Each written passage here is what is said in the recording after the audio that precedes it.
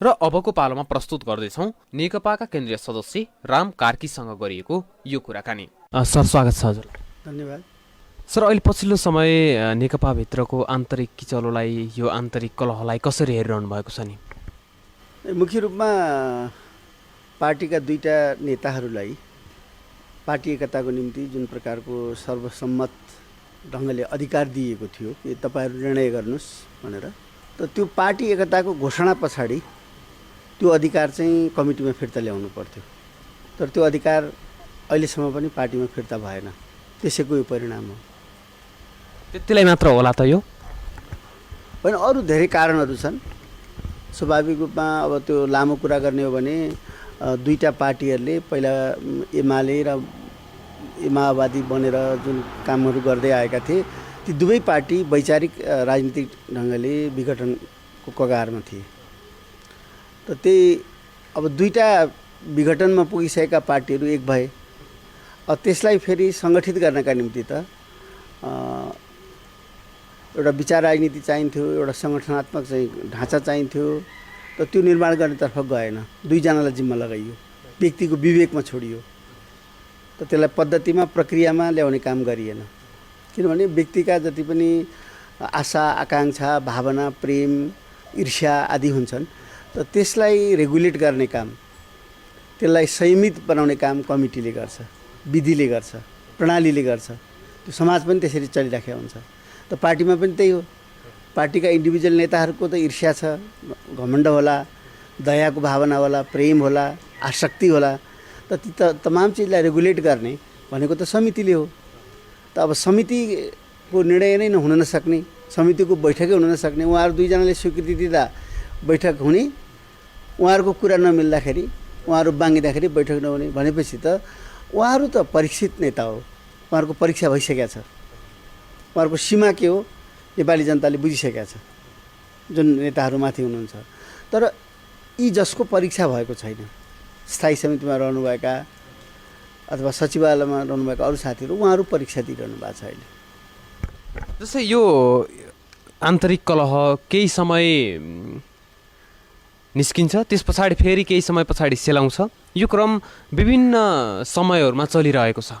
एकैचोटि यसलाई तपाईँहरूको असन्तुष्टिहरू एकैचोटि सम्बोधन गर्दै जान सकिँदैन र? अरे बाबा, मैले भन्न खोजेको त्यही हो। त्यो विधि पद्धतिमा आएन, त्यो चाहिँ समाधान हुँदै जान्छ। अब व्यक्तिको त नि विवेकमा छोडिदिएपछि त अब अहिले मिल्नुभयो अरे मान्नुहोस्, कुनै पनि बेला मिल्न सक्नुहुन्छ उहाँहरू। यही आधा घन्टाभित्र दुईजनाको कुरा मिल्यो भनेपछि बाहिर सब ताली बजाएर हाँसी खुसी रमाइलो, अनि तपाईँहरू पनि लेख्न बोल्न थाल्नुहुन्छ, मिडियाका मान्छेहरूले पनि एकदम कुरा मिल्यो भन्दै, होइन? त्यो कुरा फेरि भोलि नमिल्न सक्छ, पर्सि गर्न मिल्न सक्छ। त्यसैले त यो त व्यक्तिको आकाङ्क्षा आवेगहरूमा चल्ने कुरा भएन नि त। पार्टी भनेको त 8-10 लाख चाहिँ पार्टी सदस्यहरू छन्, 40-50 लाख चाहिँ समर्थकहरू छन्। त यत्रो समूह दुईटा व्यक्ति विशेषको विवेकमा, लहडमा, प्रेममा, सद्भावमा, दुर्भावमा चल्ने हो र? त्यसैमा तपाईँहरू पनि पिल्सिनु भएको छ। तर त्यसलाई आवाज अझै तपाईँहरूले बुलन्द गर्न नसक्नुको कारण के? त्यही हो, कमजोरी भनेको हाम्रो हो। अब हामी त केन्द्रीय समितिमा मात्रै छौँ, अब त्यस पछाडि अब हाम्रो पनि पालो कमजोरीको। तर स्थायी समिति, युवा नेता, दोस्रो पिँढी तेस्रो पिँढी जो तपाईँहरू भन्नुहुन्छ, तिनीहरू छन् र? कोही छ र? त भए त जस्तो अब स्थायी समितिको 20 जनाले लेखेर दिनुभयो बैठक गरौँ भनेर, त बैठक गर्ने चाहिँ माग गर्दाखेरि त भन्नु पऱ्यो नि त, तपाईँहरू 5 दिनभित्रमा बैठक गर्नुहोस्, नत्र भने छैठौँ दिन हामी गर्छौँ भनेर। तर अध्यक्ष बिना त फेरि सम्भव हुँदैन। त अध्यक्षहरू आउँछ नि त, नत्र त्यसले कारबाही गर्दैन। अध्यक्षलाई आउनुको लागि दबाब दिने, दबाबको कुरै भएन। अहिले समितिमा भएका त्यो आफ्नो आफ्नो जुन चाहिँ स्वार्थ समूहहरू छन्, ती किनभने वैचारिक समूह होइनन्, ती स्वार्थले जुटेका समूहहरू हुन्, होइन? नेताको पछाडि चाहिँ अब थाङ्ग्राको पछाडि काँक्रा झुन्डिए जस्तो, लहरो झुन्डिए जस्तो झुन्डिनु भएको छ सबै। हामी पनि झुन्डिया छौँ। त यो सबै झुन्डिन छोडेर, इन्डिभिजुअल नेताहरूमा झुन्डिन छोडेर अहिले हाम्रो जुन पार्टीको हेडक्वार्टर छ, त्यो पार्टीको हेडक्वार्टरमा स्थायी समितिको बहुसङ्ख्यक सदस्य बसेर बैठक सुरु भयो। अध्यक्षहरू आउनुहुन्छ भने आउनुहोस्, नआए पनि अब बैठक चल्छ भनेपछि त्यसले आफ्नै अध्यक्ष बनाउँछ। त पहिलोचोटि सबभन्दा ज्येष्ठलाई बनाएर सुरु गरे पनि भयो। उहाँहरू आउनुहुन्न र त्यसपछि आइहाल्नुहुन्छ नि। यसलाई केन्द्रीय कमिटीले पनि त केही गर्न सक्थ्यो होला नि, के छ तयारी? बजारको छ, 400 को छ। यो कमिटी भनेकै यो कमिटी प्रणालीमा नजाओस् भनेर बनाएको कमिटी हो। संसारमा कुनै पनि कम्युनिस्ट पार्टीको 400 केन्द्रीय सदस्य छैन, चाइनामा पनि छैन, 450 छ झन्डै। जस्तै यही बेलामा नै यसरी कतिपय आन्तरिक कलह पनि जोडियो, त्यस पछाडिपट्टि अर्को जोडियो सत्ताको लुछातानी, सत्ताप्रतिको मोह पनि देखिएको हो कि? मैले भने व्यक्तिका त विभिन्न आकाङ्क्षाहरू हुन्छन्। एउटा व्यक्तिले त विभिन्न प्रकारको परिकल्पना गरिराखेका हुन्छ, त त्यो सबै कसरी पुरा हुन्छ र? त त्यसलाई त नियमन गर्ने केही न केही हुन्छ नि त। जस्तो समाज छ, समाजले समाजमा कोही मान्छेलाई नाङ्गै हिँड्न दिन्छ? दिँदैन नि त समाजले, किनभने त्यसले मर्यादित गर्छ। तपाईँ बाहिर निस्किने साथ मान्छेले के भन्छ भनेर सोध्नु तपाईँले। त्यो मान्छे भनेको भने समाज भनेको तपाईँले, किनभने तपाईँ पनि समाजको एउटा सदस्य हो। र त्यसैले यो पार्टीमा जीवन फर्काउनका निम्ति पार्टी कोमामा छ, करिब करिब अब निर्जीव जस्तो भएको छ। यही नेताहरू बाजेको देख्दाखेरि अलिअलि हो कि जस्तो, स्पन्दन छ कि जस्तो, होइन भने पार्टीको जीवनै छैन। त पार्टीलाई जीवन दिनका निम्ति, पुनर्जीवन दिनका निम्ति स्थायी समितिका साथीहरूले अब बैठक निषेध गर्ने, त यति बेला त्यो एजेन्डै नराखिदिने, नेताहरूले चाहेको एजेन्डा नै नराखेर अब नेपाल चाहिँ अब नवउदारवादमै गइरहने हो कि समाजवादी बाटो जाने हो। एकछिन हाम्रा साथीहरूले, जस्तो भन्नुहोस् अहिले जुन स्थायी समितिका साथीहरू हुनुहुन्छ, घनश्याम भुषाल भन्नुहोस्, अब शङ्कर पोखरेल भन्नुहोस्, प्रदीप गेवाली भन्नुहोस्, होइन, अब वर्षमान पुन भन्नुहोस्, त यी साथीहरूले, यी कमरेडहरूले तपाईँहरूको विषय अहिले रहेन एजेन्डामा, उहाँहरू मिल्ने मिलाउने कुरालाई एजेन्डामा नराख्ने क्या। अरू राष्ट्रिय किसान मजदुरका मुद्दाहरू ल्याइदिने, कोरोनाले यत्रो देश सङ्क्रमित छ त्यो मुद्दा ल्याइदिने, लाखौँ युवाहरू फर्केर आइरहेछन् त्यसबारेमा के गर्ने भन्ने मुद्दामा पार्टीले छलफल सुरु गरिदिँदा हुन्छ नि। भनेपछि उनीहरू व्यक्तिको आधारमा जसरी व्यक्तिले चलाइरहेछन्, पार्टीभन्दा पनि यहाँ व्यक्ति हाबी भयो। त यो त अब व्यक्तिको सेना जस्तो भयो। त्यसैले यो सङ्कटको समयमा यस्तो लुछातानी चाहिँ किन गर्नु पर्थ्यो? अलि पछि गएर यही कुरालाई अलि दबाब दिएर अगाडि बढ्न मिल्थेन र? तपाईँलाई अङ्कुश लाउने के नभइसकेपछि तपाईँको अनुशासनहीनता, तपाईँको लोभ, तपाईँको आकाङ्क्षा आकाशिँदै जान्छ क्या, त्यसको कुनै सीमा नै हुँदैन। त त्यसलाई अब जस्तो भन्नुहोस्, अब अहिले यत्र किसान मजदुरको मुद्दामा चाहिँ यो झगडा परेको भए किसान मजदुरका निम्ति कस्तो कार्यक्रम ल्याउने भन्ने मुद्दामा चाहिँ यो बहस भएको भए यति तिक्त हुँदैन थियो, किनभने त्यसमा व्यक्तिको स्वार्थ हुँदैन थियो, होइन। तर अब व्यक्तिको स्वार्थ भएको हुनाले यो तिक्त भएको छ। मुखै हेर्न मन लाग्दैन, बोल्नै मन लाग्दैन। किन भन्दाखेरि तपाईँहरू आफ्नो मुद्दामा केन्द्रित हुनुहुन्छ।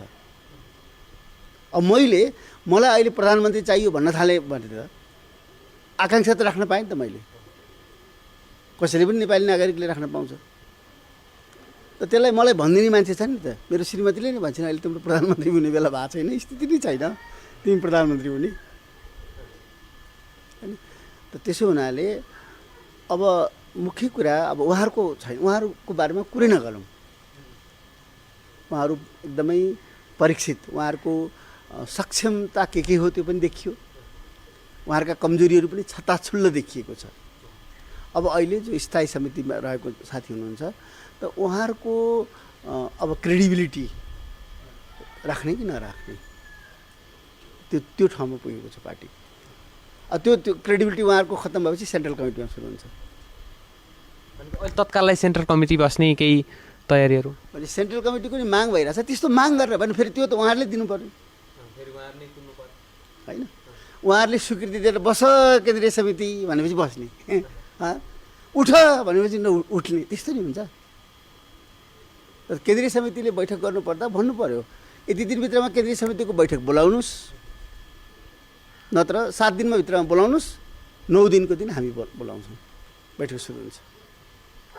जस्तै सबैभन्दा अहिलेको अवस्थामा बलियो पार्टी सत्तारूढ भनेको कमिटीले चुन्ने हो।